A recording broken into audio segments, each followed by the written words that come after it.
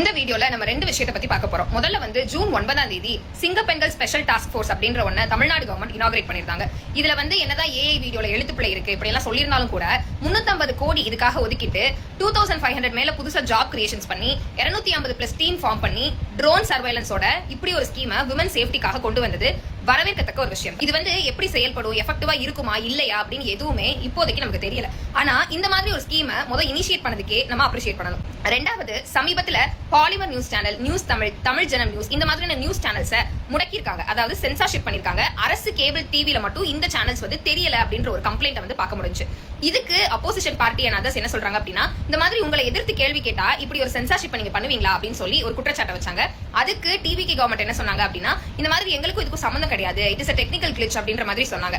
ஆனா லீகலா அந்த தமிழ்நாடு கேபிள் டிவி அப்படிங்கிறது கவர்மெண்ட் ஓன் பண்ற ஒரு கம்பெனி தான். அக்கார்டிங் டு கம்பெனிஸ் ஆக்ட் கவர்மெண்ட்டுக்கு கீழே கவர்மெண்ட் மட்டுமே டிஸ்கிரிஷன் பவர்ஸ் செலுத்தக்கூடிய ஒரு கம்பெனி தான் இந்த தமிழ் டாக் டிவி அப்படின்னு சொல்லக்கூடிய தமிழ்நாடு அரசு கேபிள் டிவி கார்பரேஷன் அப்படின்ற ஒரு கம்பெனி.